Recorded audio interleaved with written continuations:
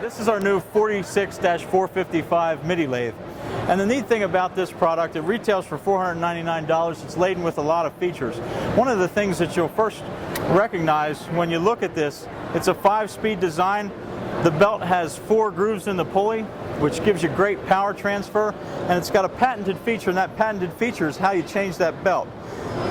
Simply push this lever down into position, and you can adjust this belt very quickly to any position along this pulley, and then you lock it in place. It's similar to a tension release on a bandsaw, really. That's correct.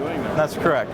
Also, on most of your higher end lathes, you have a spindle lock, so you can do fluting. Okay. This has the ability to do it in a much lesser price point SKU. So this is a spindle lock. Is it an indexed head? Is that what you're saying? It's indexed. It has 24 different positions. Okay, 24 positions on the head, indexing for being able to do fluting. That's right. Like that. Absolutely. Okay, so you pull that out. And you can set it to whatever position you want, and say you want it to do every 3. You lock it into position, do your flute, and then turn it. Lock it back into position, run your flute, and so on and so forth. So you repeat that process. Very easy to operate. It's got a simple override on it. That's right. Like that if you don't want to be using it. That's right. All up front controls, so your on-off switch is up front here. How big is the motor? What size is it? This is a 3/4 horse motor, and you have 16.5 inches between center. Okay. And our capacity? 12.5 inches, and what that gives you the ability to do is larger bowls, larger turnings. You can add extensions. There'll be a stand or a stand extension. Okay. A lot of different functionality. So each extension increases the capacity. If I had one extension, I'd go from 16.5 to about 45. To 45. Wow.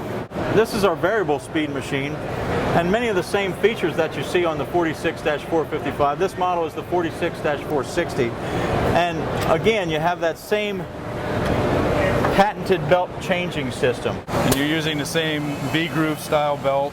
Yep, this is a 6-groove V-belt versus a 4-groove V-belt, which is on the basic. Which is on the basic unit, and that gives you better power transfer because this is a 1 horsepower unit. So bigger motor, 3/4 horsepower unit versus the 3/4 horse. That's correct.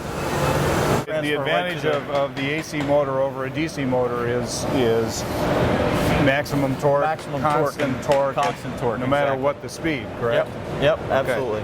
Okay. So you can't stall this thing.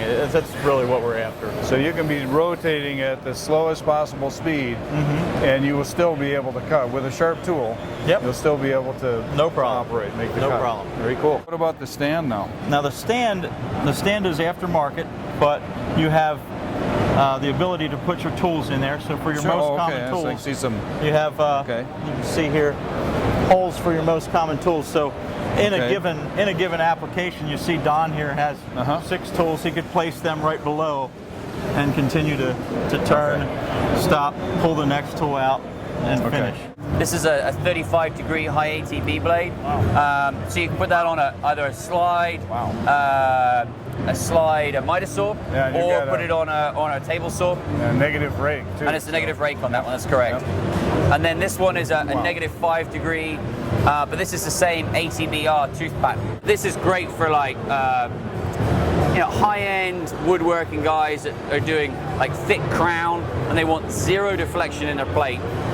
The raker tooth has a tendency here to help really stabilize the blade as well, and it's great for just trim cutting. You need to take a 3 or 5 thousandths off it. This thing does not move going the way down. And we'd always focused on cut performance. Obviously, it's a saw blade, it's got to cut well. But what we'd not focused on was serviceability of the blade. So we hadn't asked the question of the saw shops, what do you need in a blade? So you could keep resharpening a product and get it back out into the cabinet shop's hands. And they give us a laundry list of things. And we visited 50, 60 cabinet shops just on the East Coast alone, just asking the same questions. What do we need to do? We talked to their resharpeners, what do you need from a blade? And they came up with a couple of key things that we've integrated into this new range. One is plate flatness. When they regrind a blade, they clamp it.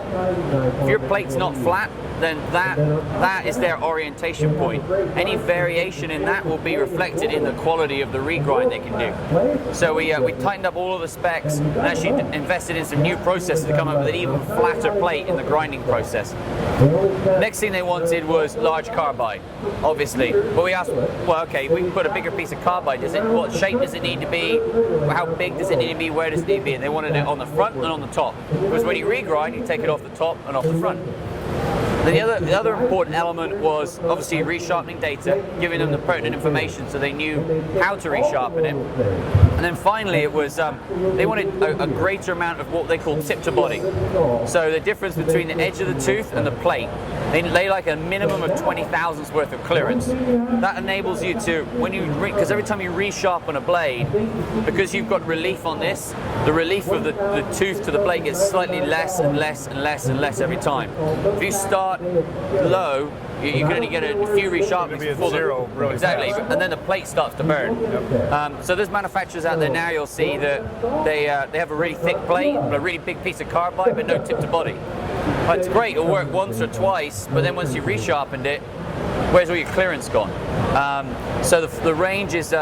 There's a couple of variations, but the bulk of the range is 87 thousandths plate and then 126 thousandths kerf. And that gives you the 20 thousandths either side to give you the resharpenability or the serviceability. And that was key for us to be able to really make the step between a hobbyist blade and getting a more of a commercial cabinet shop style blade.